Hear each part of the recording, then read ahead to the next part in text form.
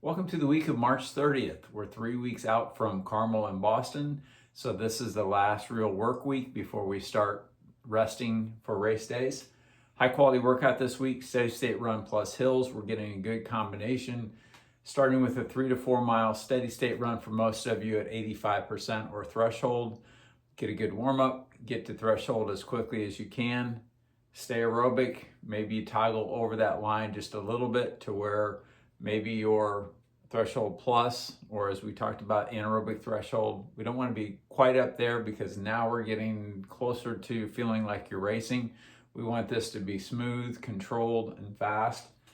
This is for legs and lungs. Both should feel stressed, but in a very controlled, manageable way. So once you get there, there might be points where you realize I need to hold back a little bit, or I'm going to go over the line and go a little bit harder than this workout is intended. But legs and lungs should both be working pretty equally in that part of the workout. When we get to the hills, we can think of that as hill dessert, but really it's 1 to 2 miles of continuous hills. So you're going up and down a hill. We want something ideally that has enough steepness to it that you feel it pretty quickly going into the hill. We don't want it crazy steep because then when you turn around, you're pounding down the hill, and we don't need that additional stress for this workout. If you don't have much of a hill, that's fine. Just run them faster. If you don't have any hills at all, that's fine too. Then let's just do 30-60s or 20-40s or something along those lines to where you're running fast and getting that recovery jog on the flat.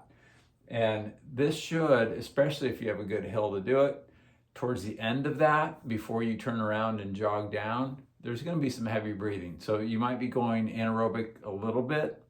We're not doing long, hard hill repeats to where you're going to be anaerobic for 15 seconds or more, but maybe at the top, you're really glad you got to the top, or maybe you decide I'm going to go up for 30 seconds or 20 seconds, and you're breathing heavily as you get to the top of that. But by the time you get back down, you're recovered and ready to go again. This combination where we're kind of getting the strength training and maybe a little bit of heavy breathing and maybe a little bit of anaerobic work on the hills and that smooth, strong, steady state run, it's all designed to help maintain a pace. So this is a stamina workout, even though the hills kind of make it look like it might be a little bit more than just a stamina workout, but that's the intent here. Moderate quality workout this week is a little bit lighter as we're getting closer to tapering, but also want to make sure we have a good last Saturday before the taper. It's either a light progression to where you warm up and then you just get faster. You get fast enough that fast is fun and you feel good and you look good, but you're not under any real duress. And then the other option is easy to moderate, where you ease in and you ease out of the run, but somewhere in the middle, maybe you're up to 30 seconds faster than you would be on an easy recovery day. So nothing too taxing on either one of those, but just enough to maybe get you out of feeling like this is just another easy day, because we do want a little bit of something. The long run is building blocks long run. Some of you will just have a simple endurance long run, depending on race schedules and other things that have come up in your training. We might be doing your last long run 2 weeks out, which is great.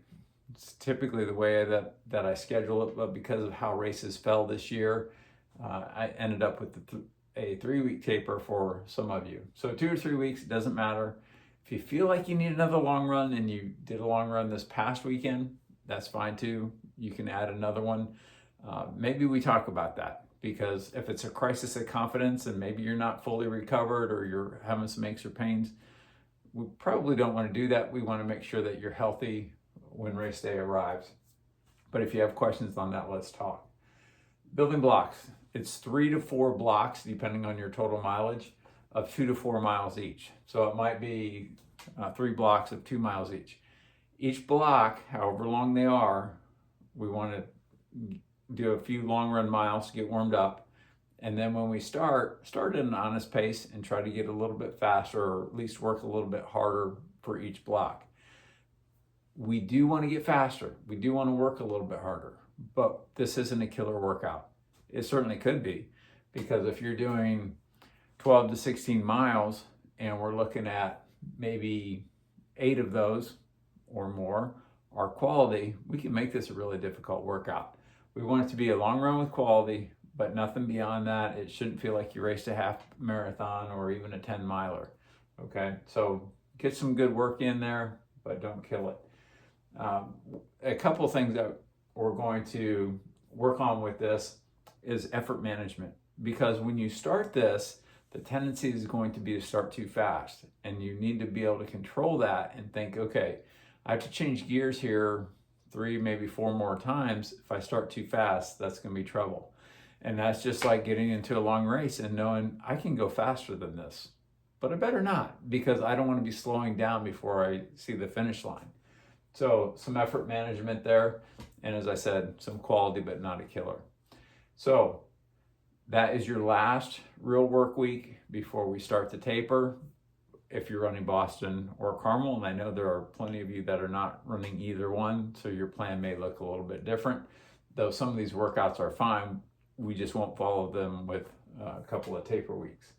If you have questions or concerns, now's the time to do that. We still have some flexibility in your plan if we need that.